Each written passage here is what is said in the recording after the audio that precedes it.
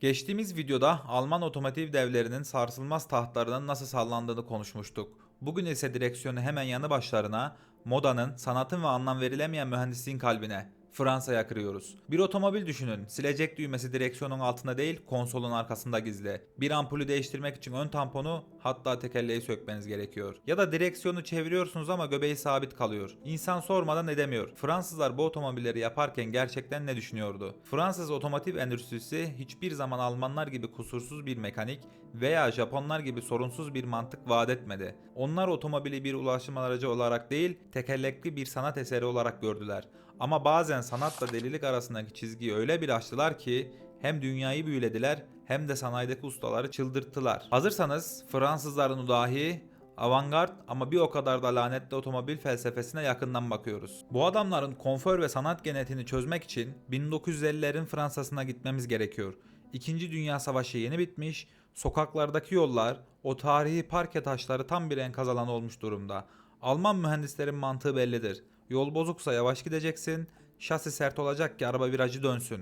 Ama dahi bir Fransız mühendisi olan Paul Magès ortaya çıktı ve dedi ki, hayır abi, yol ne kadar bozuk olursa olsun, arkada oturan adam elindeki kadehi tek bir damla bile dökmeden saatte 100 kilometre ile gidebilmeli. Şu kafaya bir bak. İşte bu felsefe 1955'te otomotiv tarihini kökten değiştiren Citroen DS'i doğurdu. Bu otomobilde çelik yaylar yerine her tekerleğin arkasında yeşil küreler, o kürelerin içinde de azot gazı ve özel bir hidrolik sıvı vardı. Yani dünyanın ilk hidropneumatik süspansiyon sistemi. Araba çalışınca o meşhur pıs sesiyle yerden yukarı kalkıyor, yoldaki tüm çukurları resmen havada süzülür gibi emiyordu. Hatta o kadar delice bir sistemdi ki arabanın tekerleklerinden biri koptuğunda bile 3 tekerlek üzerinde dengesini bozmadan saatte 80 kilometre hızla gitmeye devam edebiliyordu. Rolls-Royce ve Mercedes gibi aristokrat devler bu konforun karşısında diz çöktü ve bu sistemin patentini kullanabilmek için Citroen'e milyon dolarlar ödedi. Ama Fransızların bu konfor takıntısı arabayı sadece bir sedye gibi yumuşak yapmaktan ibaret değildi. İşin içine Peugeot girdiğinde bu felsefe dünyadaki en tehlikeli virajları en pürüzsüz şekilde dönme sanatına dönüştü. Peugeot mühendisleri amortisörleri dışarıdan hazır satın almak yerine kendi fabrikalarına bir saat ustası gibi kendileri üretti.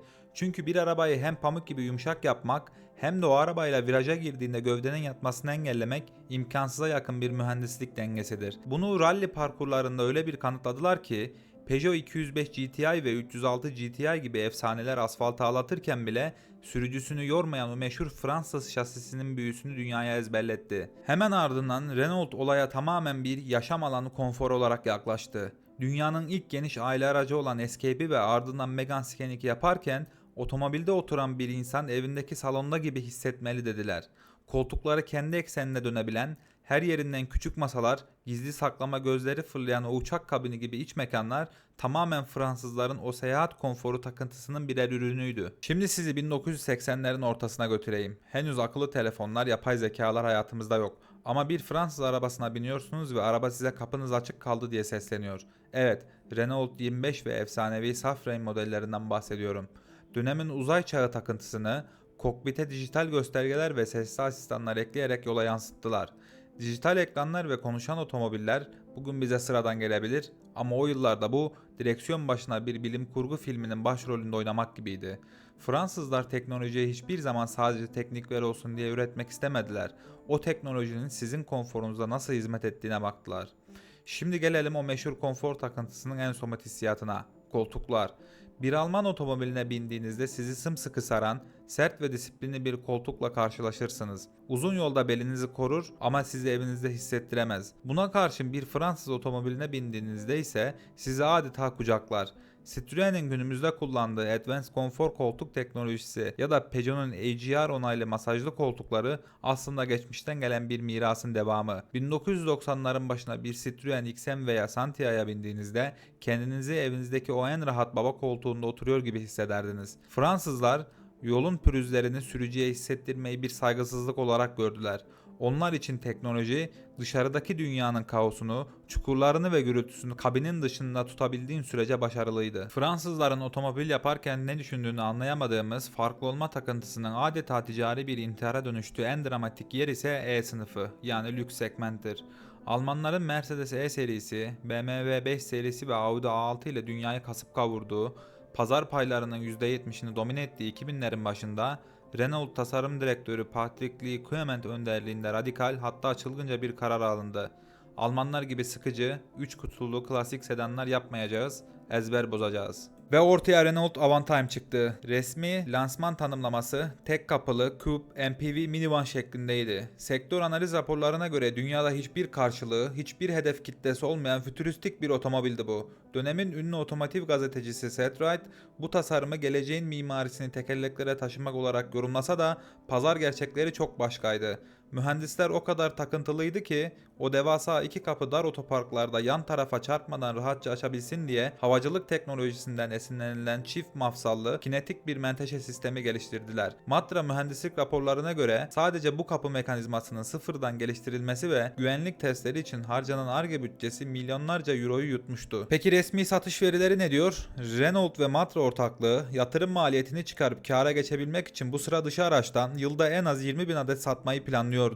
Ancak otomotiv pazar araştırma şirketi Jato Dynamics'in verilerine göre tüketici bu karmaşık ve ne olduğu belirsiz gövde tipine tamamen sırtını döndü. 2001 ile 2003 yılları arasında fabrikadan sadece 8500 adet Avantime çıkabildi. Hedeflerin 1/4'ine bile ulaşılamaması üzerine proje devasa bir finansal zararla çöktü ve aracı Renault adına fason üreten tarihi Matra fabrikası kapısına kilit vurmak zorunda kaldı.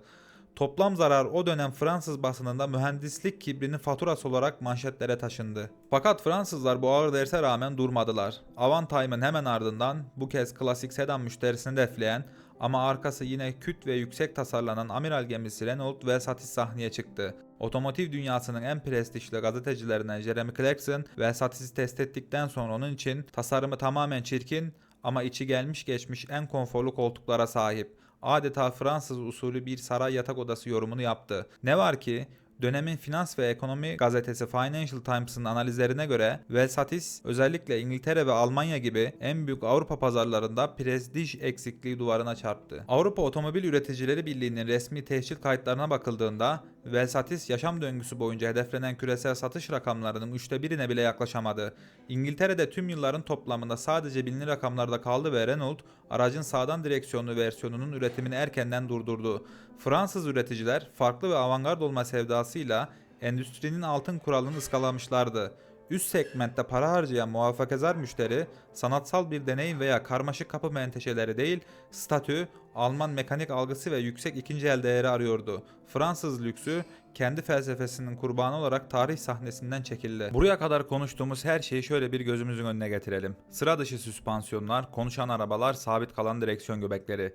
Bütün bu teknoloji ve konfor arayışı sizce sadece bir mühendislik inadı mıydı? Kesinlikle hayır. Aslında cevap Fransızların dünyaya sunduğu o en büyük felsefede saklı. Yaşama sanatı. Fransızlar için bir otomobil tasarlamak hiçbir zaman sadece saç levhaları büküp hattan indirmek olmadı.